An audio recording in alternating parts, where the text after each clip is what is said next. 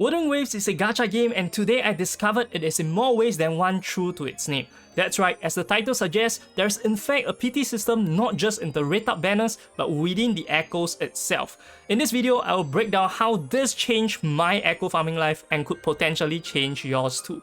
To start things off, I've been spending most of my time farming echoes for the last few days, and in particular, the boss Lampy has been haunting me constantly with this dog shit rolls, screwing me over, stopping me from building my lion boy Ling Yang. In the countless runs of Lampy, it occurred to me that there was something wrong with the drop rate, as it definitely doesn't seem to be anywhere near the 20% that was stated in the databank, but more so closing in nearer to 50%. In my desperation to build my Ling Yang, I decided to consciously note down when an echo dropped, and quite immediately, it occurred to me that I always got an echo drop if I failed to get it the previous spawn. With that basis laid out, I decided to test it further by killing a non-Lampy boss and then following up with a Lampy, and surprisingly, this worked perfectly. I recorded a total of 49 boss runs employing this strategy, and out of 22 Lampy runs I did, I got 22 Lampy drops, boasting a 100% drop rate as you can see on the screen for yourself. For the non-Lampy runs, I recorded drops in 6 out of 27 runs, which is pretty much close to the stated 20% drop rate. Basically, this confirmed that there is a hard PT of 2 for these bosses, but that was not enough for me. I went on further to do another set of tests, first running Dreamless, then Lampy to see if this works, as basically this is the most efficient way for you to kill, because you can just go into the lowest difficulty of Dreamless to technically proc a boss kill provided it works. Sadly, this did not work, and within 10 runs, I was basically able to obtain confirmation that a non-Dreamless drop does not guarantee a Lampy drop, and neither does a non-Lampy drop guarantee a Dreamless drop. Hence, this proves they are in 2 different drop pools. Now, the only difference I could think of between the 2 bosses was their echo classification. Dreamless is a Calamity boss while Lampy is an Overlord boss, and this seems to make perfect sense. So I then ran another test by alternating Dreamless with the only other Calamity boss, which is the Bellborn Fettuccine, and this turns out the deduction was 100% correct because I was able to replicate 100% drop rate for the freaking Tortoise. Now, just to be extra safe, I ran the Tortoise with Lampy, and once again it proved itself in 8 runs, obtaining the confirmation I need that they are in different drop pools.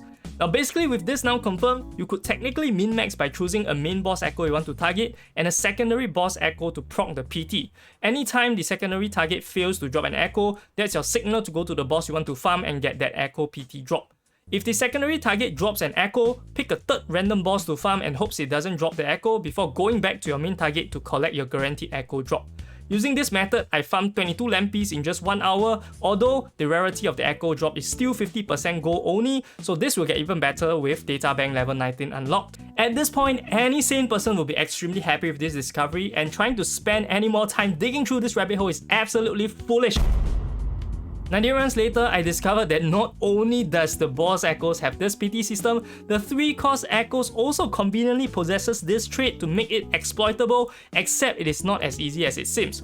To start things off, I basically targeted Violet Feathered Heron as my first lab rat, and after 17 runs of that, with no other echoes killed in the process, a pattern has surfaced. As you can see on the screen, it seems the 3-cost echoes follow a 4 PT system, unlike the 2 PT system that the boss echoes follow, and strangely enough, no herons dropped outside of the PT, but in the name of science, I knew this was not enough. So I ran another 18 chase razors since the Violet Herons basically ran out, and finally on run 32, herons and chase razors combined, the pattern broke and I obtained an echo drop outside of the 4 PT. At this point, no echo drop took more than 4 kills still, and we now know that the 20% drop rate still applies. Next, I added in other random 3-cost echoes, and they work just like before. If you didn't get a 3-cost echo for 3 times in a row, the next one basically guarantees one. Since I'm now pretty much convinced it works, I went on to manipulate the RNG in this way, and every time I failed to get an echo 3 times in a row, I went on to target farm Tamborinis, which is an echo I really need for my Ling Yang.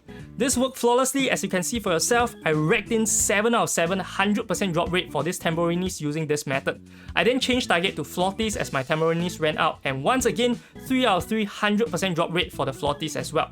With just these 10 runs, not accounting the initial test, this would already statistically put this at an almost 0% probability for me to get 10 echoes in 10 kills if there wasn't a PT system.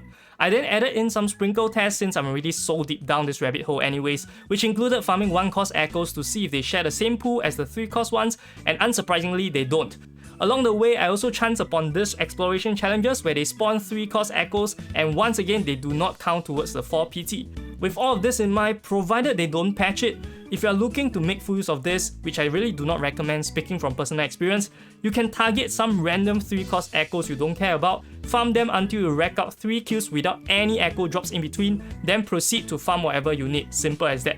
You are also free to kill any 1-cost echoes in the process as they do not share the same drop pool. Now with that said, I'm going to go take a break, but if there is something that I want to ask of you guys is to at least let your friends know about where you learned this from so that can help me out in growing my channel. Also, if you're interested in just learning the echo farm basics, knowing what to go for, definitely check out this video over here. I'll see you guys over there. This is Cocky Gachas, signing off.